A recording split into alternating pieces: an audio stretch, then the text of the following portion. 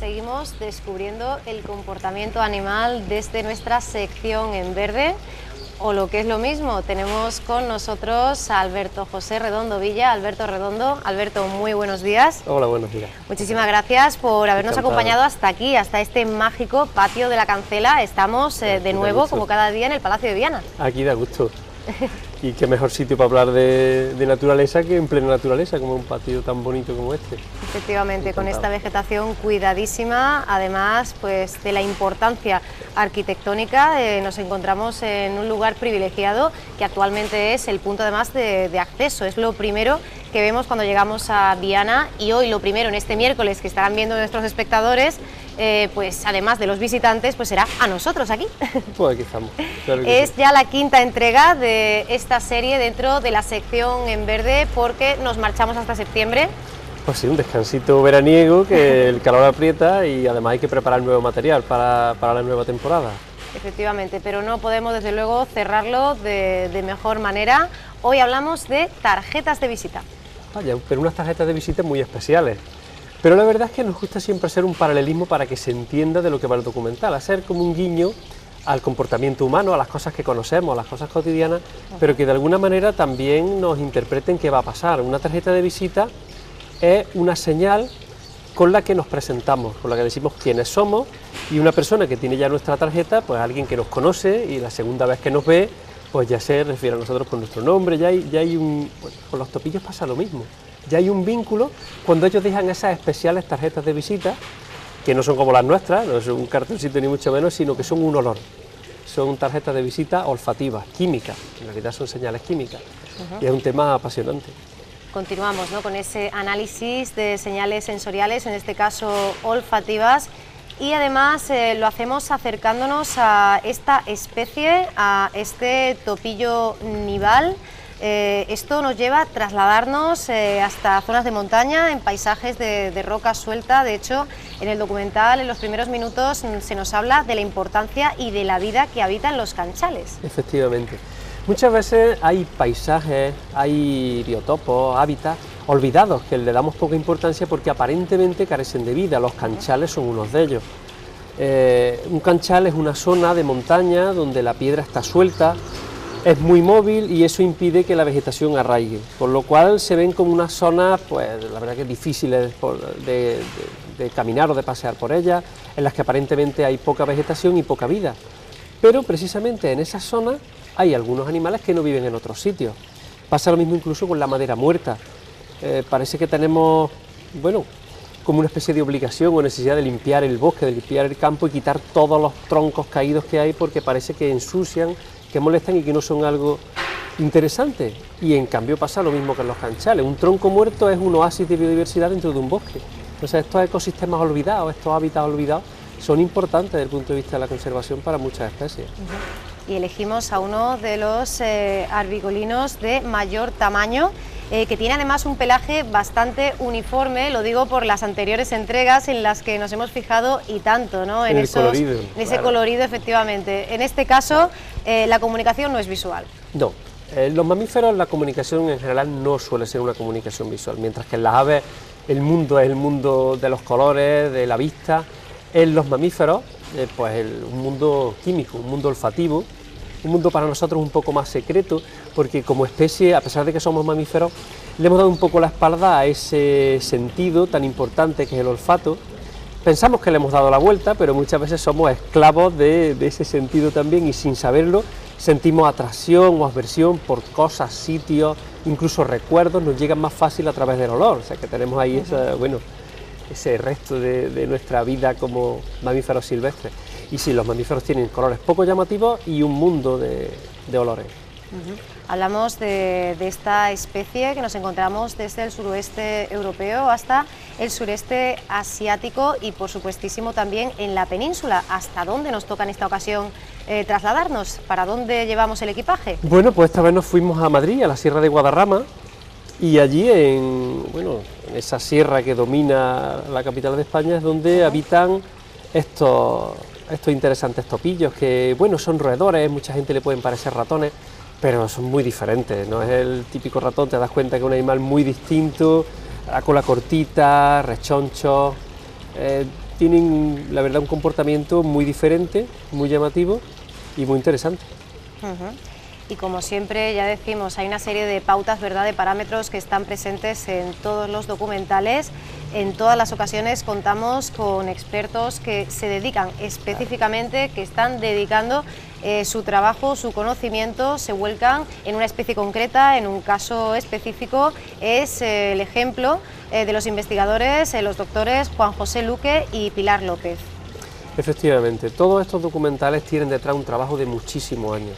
Tienen detrás especialistas que llevan buena parte de su vida trabajando sobre un tema o sobre un grupo de temas relacionados y es fundamental contactar con ellos porque son los que tienen no solamente las publicaciones y los descubrimientos, que es el nombre de la serie, ellos son los que han descubierto las cosas que nosotros mostramos, es que también son la clave para poder verlos, para poder grabarlos, incluso para poder conservarlos, porque ellos tienen las claves de cuáles son las necesidades de estos animales y gracias a sus investigaciones se pueden proponer medidas de conservación, programas de adecuación de los hábitats o de las actividades que se hacen en esos hábitats.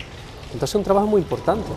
Nos permite conocer esos detalles a los que se refiere la voz inconfundible de José Ángel de Juanes, que como todos los elementos de la serie se mantienen con esas composiciones originales, ya lo hemos dicho en muchas ocasiones, ¿no? El soporte es totalmente nuevo, innovador, se adapta a todos los niveles y se aunan el rigor y también una perspectiva muy didáctica, sí, por lo que podemos hacer práctico, material, ese principio horaciano del lectare prodesse, ¿no?, del disfrutar aprendiendo. Sí, la verdad es que la idea de este documental no es solamente, bueno, desde la serie completa, no es solamente que sea un producto que se vea en televisión como un documental que, bueno, viene a ilustrar la naturaleza, sino que también pretende ser una herramienta para la educación y de hecho, vamos, las propias clases nuestras de la universidad lo utilizamos en asignaturas como etología, asignaturas como evaluación del impacto ambiental, viendo qué impactos afectan a qué especie y cómo su comportamiento, bueno, pues determina qué cosas necesitan. Es una herramienta útil porque son también cortitos, no necesitan una clase entera para ponerlo, sino que lo pone y de aquí luego un debate.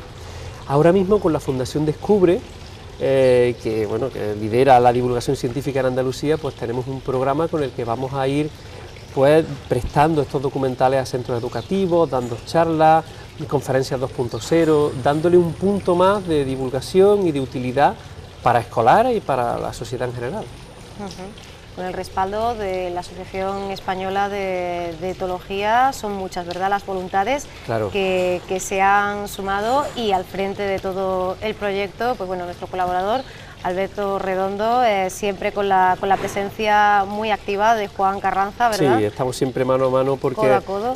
Él fue el que tuvo la idea de hacer estos cortos documentales sobre descubrimientos, en principio de socios de la Sociedad Española de Etología, pero que poco a poco se va abriendo y ya, bueno, como comentamos, pues estamos también haciendo... Y traspasa fronteras, además, no hemos dado hasta el salto del charco, ¿no? Claro, porque yo creo que no hay fronteras, cuando hablamos de naturaleza, de conservación, de comportamiento, no tiene sentido poner un límite geográfico, cultural y de ningún tipo, estamos hablando de la biodiversidad del mundo en que vivimos, entonces, ¿por qué poner barreras, no?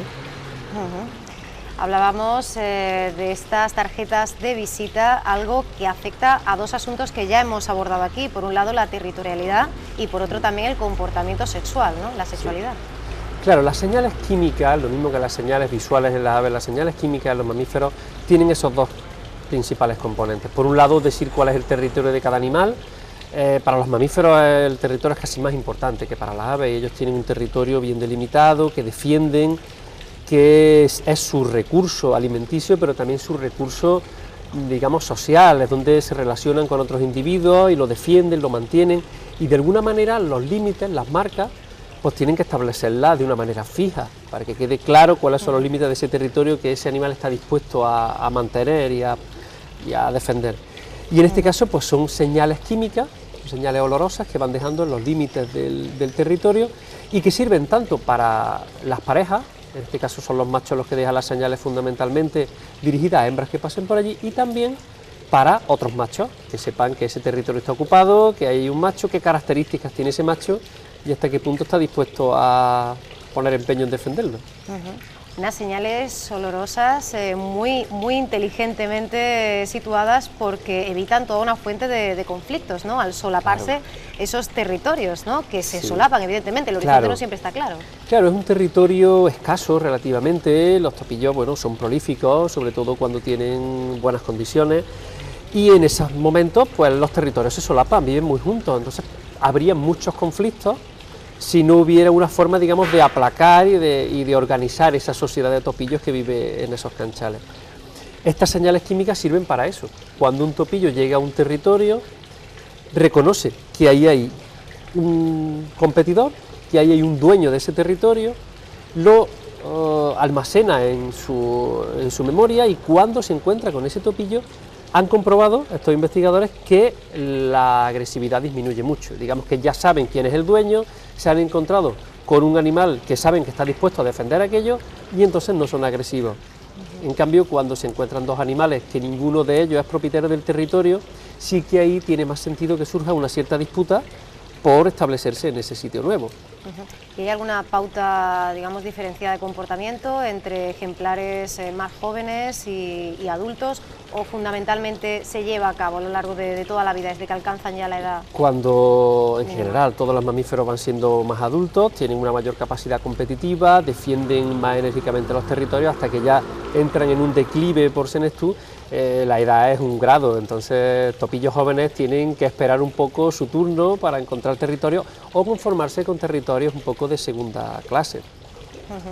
Hablabas tú antes, Alberto, de esa finalidad última, ¿verdad?, que tiene todo este trabajo, que es crear o desarrollar una conciencia de conservación de nuestra biota, de nuestra flora y de nuestra fauna, en concreto en este caso. ¿Cuál es el gran problema, la gran amenaza con la que se encuentra hoy por hoy el topillo nival?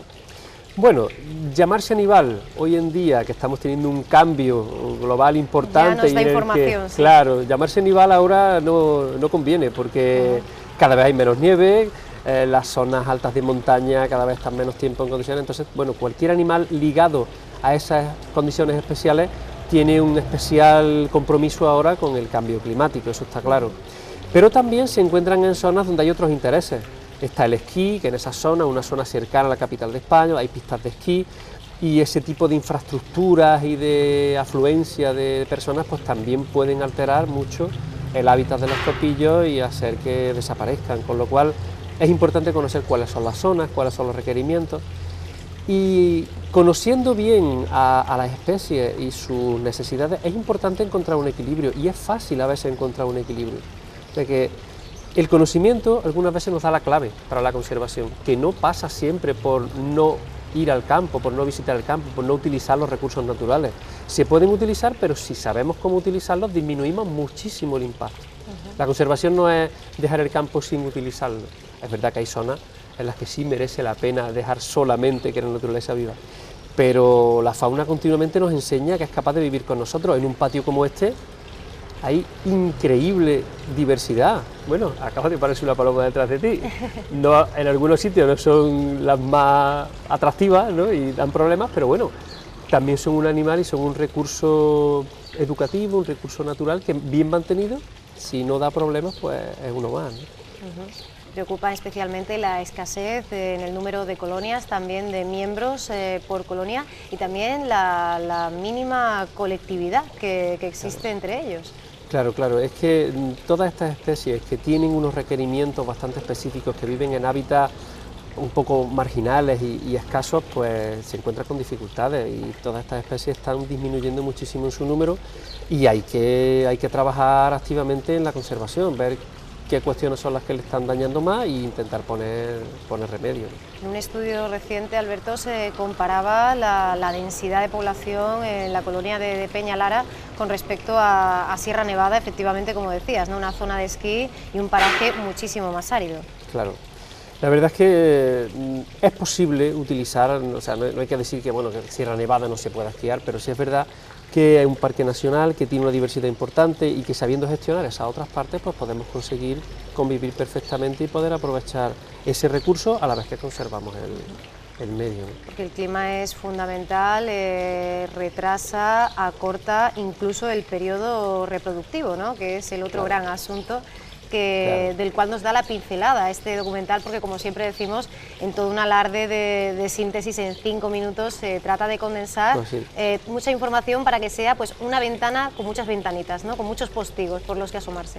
Pues sí, es verdad, intentamos, es verdad, trazar un camino más o menos recto en el que se plantean una serie de hipótesis y unas conclusiones, unos resultados, pero también, bueno, para dejar planteada un poco la problemática de la especie, cómo es importante la conservación del entorno, cómo adaptan su fenología a las características climáticas de ese momento, y eso puede hacer que varíen sus ciclos reproductivos, fenológicos, y bueno, y mostrar sobre todo lo apasionante que es el comportamiento de los animales, porque si nosotros de verdad nos enamoramos de ellos, si nos llaman la atención, si consiguen llamar nuestro interés y nuestra atención, al final pues estaremos dispuestos a hacer cosas por ellos. Y bueno, al final yo creo que también disfrutamos más cuando tenemos un entorno bien conservado. No solamente es un trabajo, digamos, gratuito que hacemos en favor de los animales, sino que cuando vivimos en un entorno mejor conservado, disfrutamos más. Eso está claro. Y para ello la labor pues es ardua. Bueno, además siempre otra de las tónicas que siempre nos encontramos en el documental es algún experimento curioso, ¿verdad? Como el que realizaban pues estos doctores con esos dos caminos, ¿verdad?, que se bifurcaban. Pudimos asistir, ¿no?, en directo a cómo se preparaba y a cómo el topillo hacía su elección, ¿no? Sí, es una de las claves de estos documentales, mostrar cómo se ha descubierto, no solamente contar pues, cómo se comportan o qué curiosidades tiene su comportamiento. Una cosa que nos interesa mucho en esta serie es mostrar cómo se ha podido descubrir, qué cosas hay detrás y cómo pueden los científicos llegar a la certeza de que una cosa está pasando por un determinado motivo. Y en este caso pues es importante entrar en ese entresijo, en esa cocina, ¿no?, en esa trastienda de la investigación y ver cómo, bueno, pues artilugios como el que se ve en el documental, hay una sábana, hay un aparato hecho con cristales, se le encarga un cristalero y con silicona averigua una Y, y todo eso, bueno, pues estos investigadores diseñaron de qué manera podían ir viendo la decisión del topillo y tuvieron que diseñar esa especie de laberinto, de mini laberinto, en el que ellos tomaban las decisiones. Es muy interesante cómo se la ingenia cada investigador para llegar a sus conclusiones. Y es muy interesante también mostrarlo en imágenes, porque eso siempre está en artículos, se lee, pero la mayoría de la gente dice, bueno, ¿cómo saben? ¿Cómo puedes tú saber que elige o que es menos agresivo, que elige una cosa u otra? Pues ahí está el experimento, ahí lo podemos ver, en 5 minutitos, pero da tiempo a verlo. Y ahí vemos que nuevamente, ¿verdad?, pues son los machos más capaces, los más dotados, los que mejor genética tienen, los elegidos, ¿no? Claro, no falla. O sea, la selección natural es lo que ha creado el mundo en que vivimos, el mundo natural en que vivimos, y ahí está claro que los errores pues no tienen sentido, porque tarde o temprano acaban teniendo menos éxito que aquellas situaciones de mejor adaptación.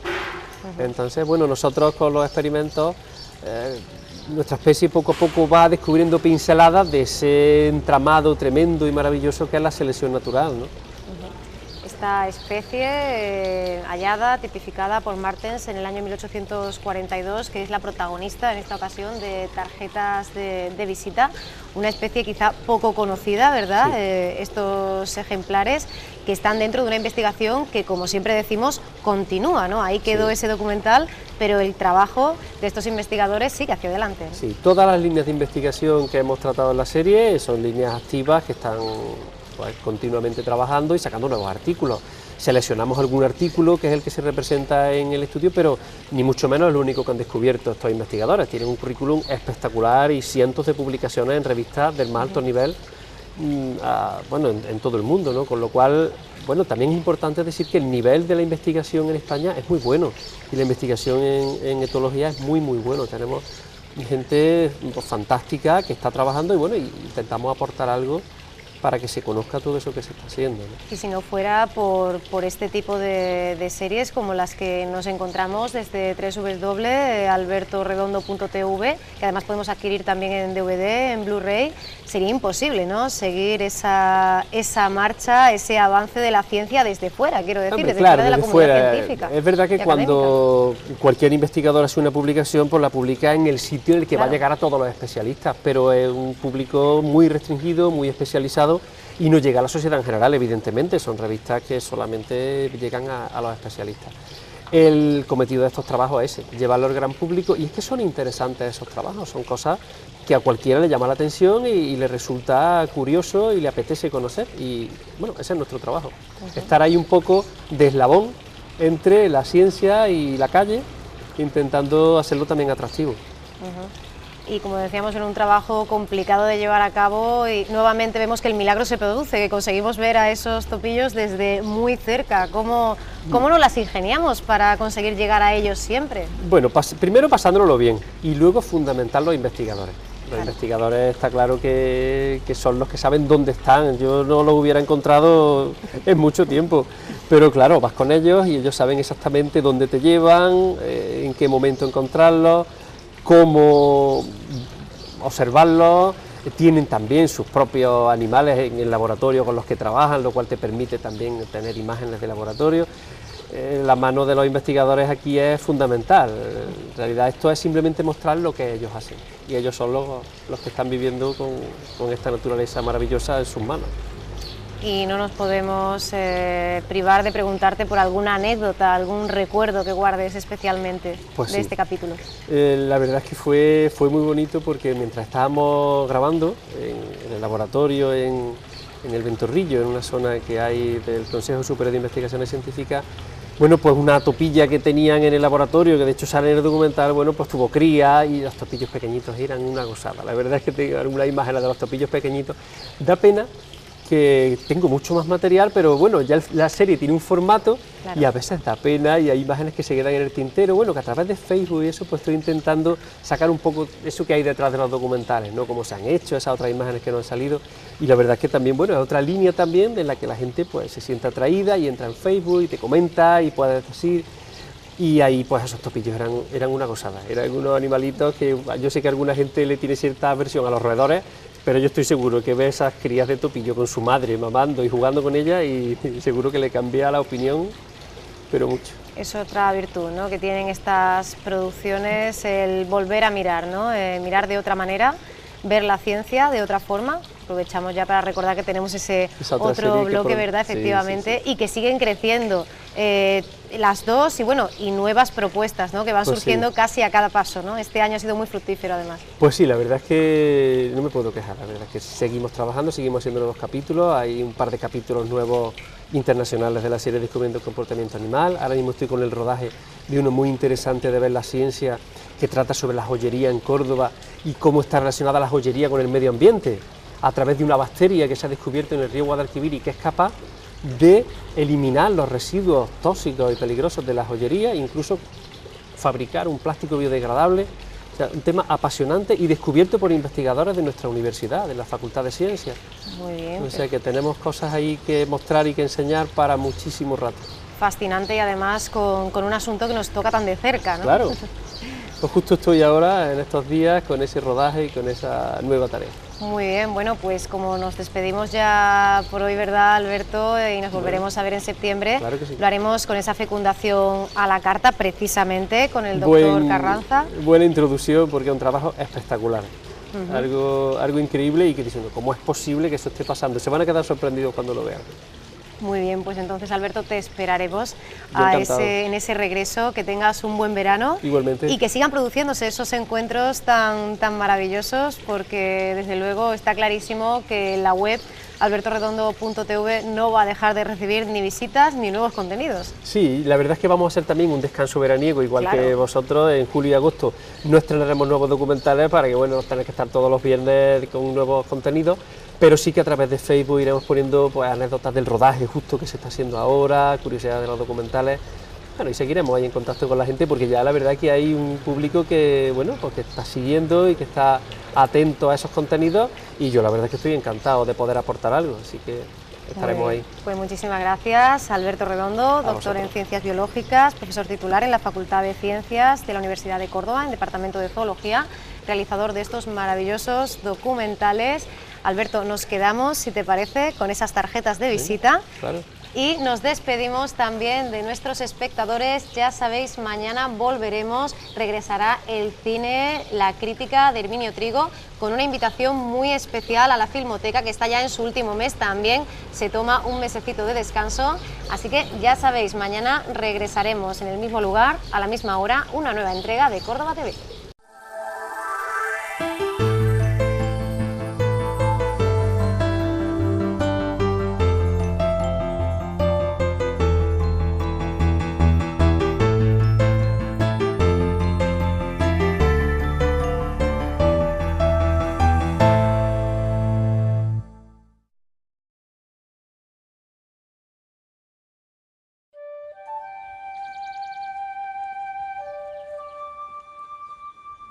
Tarjetas de visita. En zonas de montaña, la erosión provocada por el hielo ha modelado unos paisajes de rocas sueltas denominados canchales. A primera vista parecen carentes de vida, pero albergan especies de fauna y flora muy interesantes. Cuando las temperaturas se suavizan, unos ágiles y simpáticos roedores corretean por estas piedras graníticas.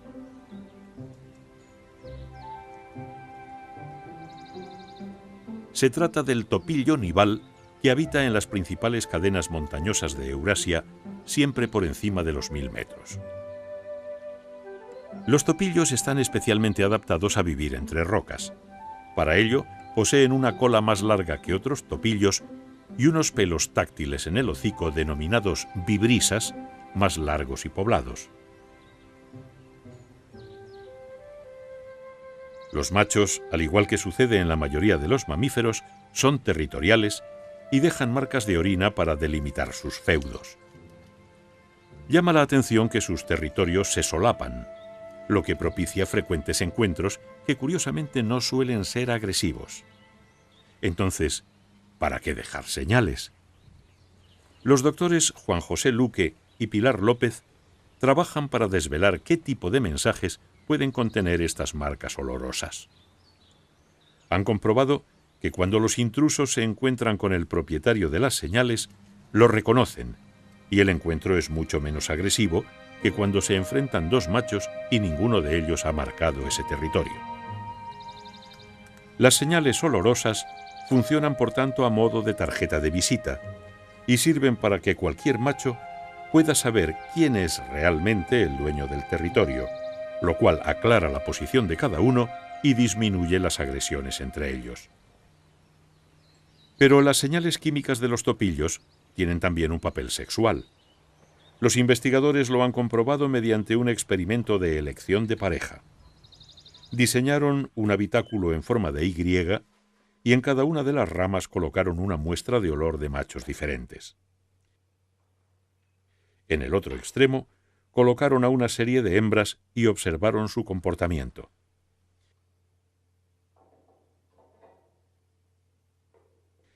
En la encrucijada no parecía haber dudas.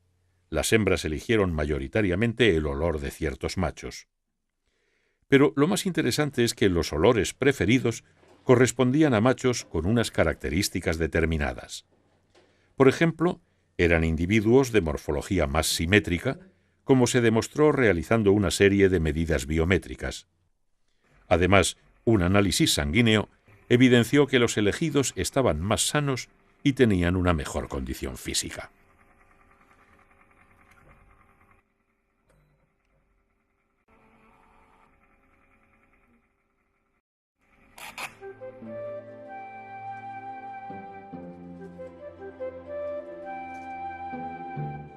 Entre los topillos, parece fundamental presentarse con claridad ante rivales y parejas.